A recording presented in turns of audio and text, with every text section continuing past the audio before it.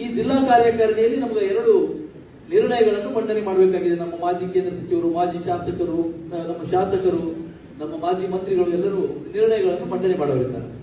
ಒಂದು, ರಾಜ್ಯ ಸರ್ಕಾರದ ವೈಫಲ್ಯ ಹಾಗೂ ಭ್ರಷ್ಟಾಚಾರದ ವಿರುದ್ಧ ಒಂದು ಖಂಡನಾ ನಿರ್ಣಯ ಇದೆ.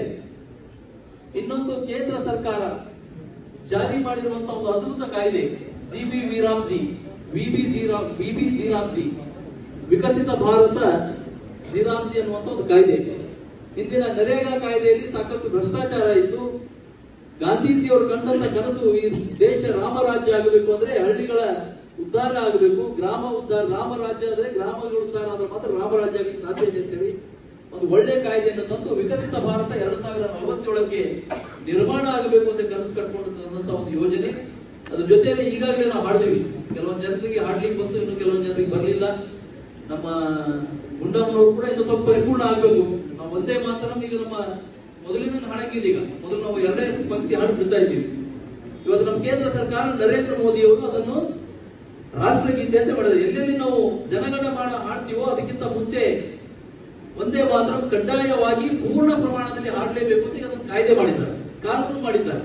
ಮತ್ತು ಅದಕ್ಕೆ ಎದ್ದು ನಿಂತಿದೆ. ನಾವು ಒಂದೇ ಜನಗಣಮನಕ್ಕೆ ಎಷ್ಟು ಒಂದು ಗೌರವ ಕೊಡ್ತೇವೋ ಅಷ್ಟೇ ಗೌರವ ಒಂದೇ ಮಾತ್ರ ಕೊಡಬೇಕು ಅಂತ ಆದೇಶ ಮಾಡಿದ್ದಾರೆ. ಅದಕ್ಕೆ ನಾವೆಲ್ಲರೂ ಅದನ್ನು ನಾವು ಯಾವ ರೀತಿ ಜನಗಣಮನವನ್ನು ಹಾಡ್ತೀವಿ ಆ ರೀತಿ ಒಂದೇ ಮಾತರವನ್ನು ಕೂಡ ಅಷ್ಟು ಸಾಲುಗಳಲ್ಲಿ ಹಾಡುವುದು. ಇನ್ನು ನನಗೂ ಪೂರ್ತಿ ಬರಲ್ಲ, ನಾನು ನಿಮಗೆ ಹೇಳ್ತಾ ಇದ್ದೀನಿ ಅಂತೆಲ್ಲ. ನಾವೆಲ್ಲರೂ ಕಲಿಬೇಕಾದ್ರೆ ನಮ್ಮ ಆದ್ಯ ಕರ್ತವ್ಯ. ಯಾಕಂದ್ರೆ ನಮ್ಮ ಪ್ರಧಾನಮಂತ್ರಿಗಳು ಮಾಡಿದಂತ ಒಂದು ಕಾರ್ಯ ಇದೆ.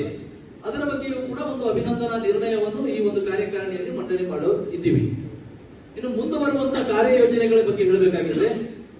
ಪಂಡಿತ್ ದೀನ್ ದಯಾಳ್ ಉಪಾಧ್ಯಾಯ ಅವರ ಹೆಸರಿನಲ್ಲಿ ಕಳೆದ 3 ಅವಧಿಗಳಿಂದ ನಮ್ಮ ಪ್ರಶಿಕ್ಷಣ ಅಭಿಯಾನ ನಡೀತಾ ಇದೆ.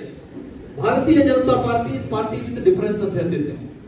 ಬೇರೆ ಪಕ್ಷಗಳಿಗಿಂತ ವಿಭಿನ್ನವಾದ ಪಕ್ಷ ಯಾವುದಾದ್ರೂ ಇದ್ರೆ ಭಾರತೀಯ ಜನತಾ ಪಕ್ಷ. ಇಲ್ಲಿ ಪ್ರಶಿಕ್ಷಣಗಳು ನಡೀತಾವ.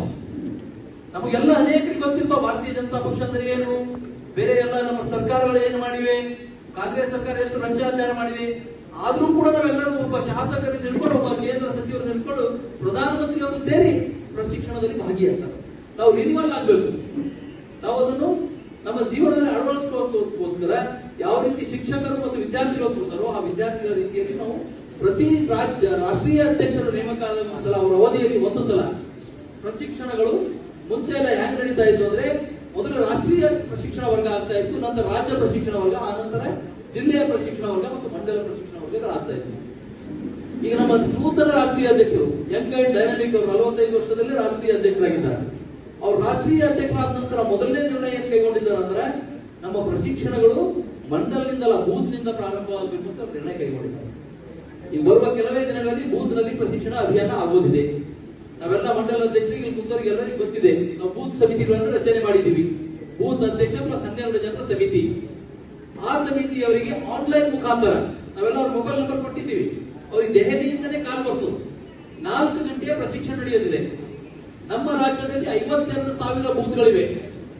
52,000 ಬೂತ್ಗಳ 12 ಜನರಿಗೆ ಆನ್ಲೈನ್ 4 ಗಂಟೆ 2 ಅವಧಿಯ ಪ್ರಶಿಕ್ಷಣ ವರ್ಗ ಇದೆ. ನಾವು ಬೂತ್ನಲ್ಲಿ ಯಾವ ರೀತಿ ವರ್ತಿಸಬೇಕು, ಯಾವ ರೀತಿ ಇರಬೇಕು, ಬೂತ್ ಕಾರ್ಯಕ್ರಮದ ಜವಾಬ್ದಾರಿಗಳೇನು ಅದನ್ನು ಆನ್ಲೈನ್ ಮುಖಾಂತರ ತೆಗೆದುಕೊಳ್ಳುತ್ತಾರೆ. ನಮ್ಮ ಮೊಬೈಲ್ಗಳಿಗೆ ಕಾಲ್ ಬಂದು ಪ್ರಶಿಕ್ಷಣ ನಡೀತೆ. ಅದು ದಿನಾಂಕವನ್ನು ಆಮೇಲೆ ತಿಳಿಸಲಾಗುತ್ತದೆ. ಈಗ ಮೊದಲನೇ ಹಂತದಲ್ಲಿ ಆಗಬೇಕಾಗಿರೋದು ಮಂಡಲ ಪ್ರಶಿಕ್ಷಣ ವರ್ಗಗಳು ಅಥವಾ ವಿಧಾನಸಭಾ ಕ್ಷೇತ್ರದ ಪ್ರಶಿಕ್ಷಣ ವರ್ಗಗಳು. ನಮ್ಮ ವಿಧಾನಸಭಾ ಕ್ಷೇತ್ರದ ಪ್ರಶಿಕ್ಷಣಗಳ ವರ್ಗಗಳು ಯಾವ ರೀತಿ ನಡೀಬೇಕಂದ್ರೆ ಒಂದು ವಿಧಾನಸಭೆಯಲ್ಲಿ ಕನಿಷ್ಠ 3 ಪ್ರಶಿಕ್ಷಣ ವರ್ಗಗಳು ಆಗಬೇಕು. ಒಂದು ವಿಧಾನಸಭೆಯಲ್ಲಿ 3 ಕನಿಷ್ಠ ಪ್ರಶಿಕ್ಷಣ ವರ್ಗಗಳಾಗಬೇಕು. ನಮ್ಮ ವಿಧಾನಸಭೆಯಲ್ಲಿ 250ರಿಂದ 270 ಬೂತ್ಗಳಿವೆ ಬೀದರ್ ಜಿಲ್ಲೆಯಲ್ಲಿ.